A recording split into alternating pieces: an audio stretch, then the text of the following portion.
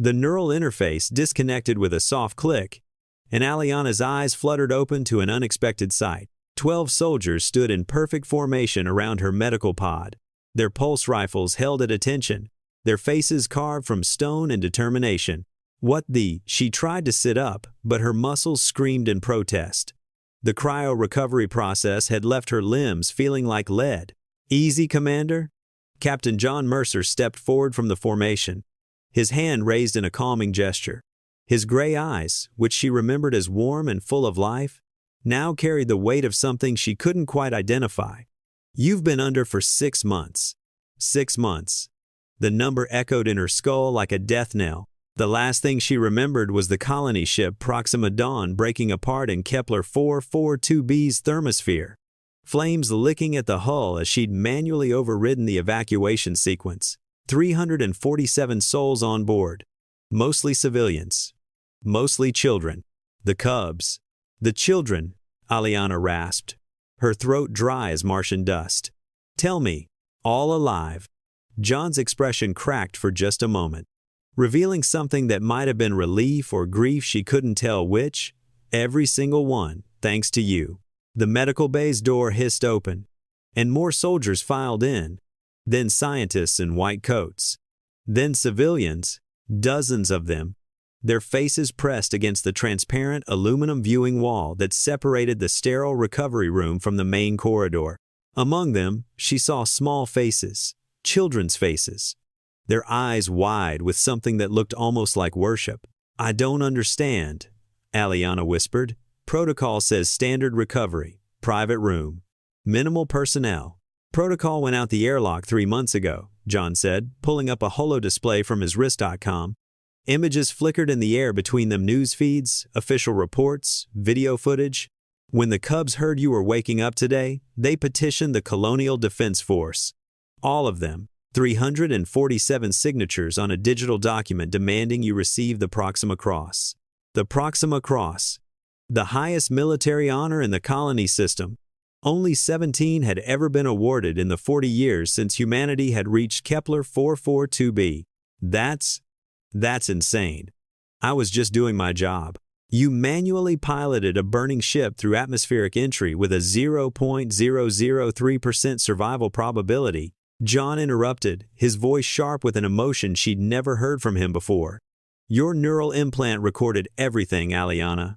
We saw it all. You had 17 seconds to make a choice after the quantum drive failed.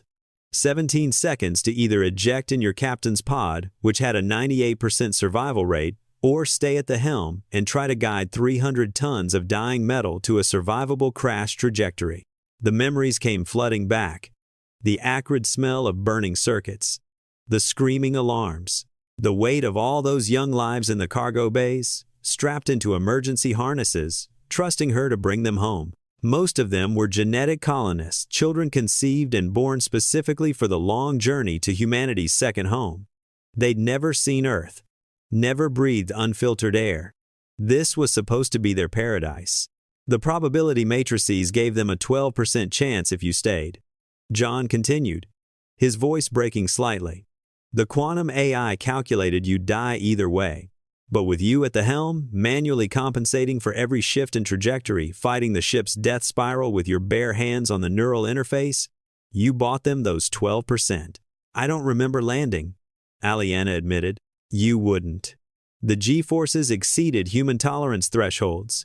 You suffered a hemorrhagic stroke, 3 crushed vertebrae, bilateral retinal detachment, and complete kidney failure. Your neural implant logged you clinically dead for 43 seconds before the emergency cryopod stabilized you. The soldiers hadn't moved. They stood like statues, like guardians, their eyes fixed on her with an intensity that made her uncomfortable. "Why are they here?" she asked. "Because the Cubs asked them to be." John gestured toward the viewing wall, where more children had pressed themselves against the transparent surface. Some held drawings. Others held flowers from the colony's biodomes. One small girl, no more than 7, held a sign written in crayon. "Thank you for my life, Commander Aliana." Her chest tightened. "They organized this themselves," John explained. "Contacted every military family in the colony. requested an honor guard for your awakening. The Colonial Defense Force couldn't say no. Neither could I. You were in command, Aliana realized, looking at his captain's insignia. He'd been promoted. Acting commander. You're still the ranking officer of the Proxima Dawn, or what's left of her. John pulled up another image. The crashed ship lay in a canyon 30 kilometers from New Providence City, her hull split open like a hatched egg. But the cargo sections, the passenger modules, were intact. You threaded her through a gap in the mountain range that our navigational AI said was impossible to hit. You did it blind, with failing instruments, while dying. I had help, Aliana insisted. The engineering team. They died in the initial explosion. You were alone, Aliana. Just you, a burning ship, and 347 children who would have become orbital debris if you'd chosen to save yourself. The enormity of it settled on her like a physical weight. She looked at the children beyond the wall, at their young faces full of gratitude and wonder. They'd grown in the 6 months she'd been under. Some barely looked the same. The ceremony is in 3 days, John said quietly. The colonial governor will present you with the Proxima Cross. The Cubs insisted on being there. All of them. They said, if you don't accept the honor, they'll protest until you do. Despite everything, the pain, the confusion, the weight of what she'd done, Aliana felt a smile tug at her lips.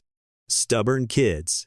They learned from the best. John extended his hand. Welcome back, Commander. As she reached out to take his hand, the soldiers snapped to attention in perfect unison, their salute sharp and precise. Beyond the wall, the children pressed closer, their small hands splayed against the transparent aluminum like starfish. She'd saved them without thinking, acting on instinct and training and something deeper, something that perhaps defined what it meant to be human among the stars. Now they stood guard over her recovery. These children who would grow to build humanity's future on an alien world. The Proxima Cross felt less like an honor and more like a promise, a reminder that out here, 40 light years from Earth, every life mattered. Every choice echoed across generations. Thank you, Captain, Aliana whispered, squeezing John's hand, for keeping them safe while I was under. No, Commander, John replied, his gray eyes finally showing that warmth she remembered. Thank you for bringing them home. Outside the viewing wall, the Cubs began to sing a children's song from Earth, about stars and hope and finding home in the darkness. Their voices rose together, fragile and fierce, a reminder of why humanity had reached across the void in the first place. Aliana closed her eyes and listened, letting their song wash over her like a benediction. She was home. The end.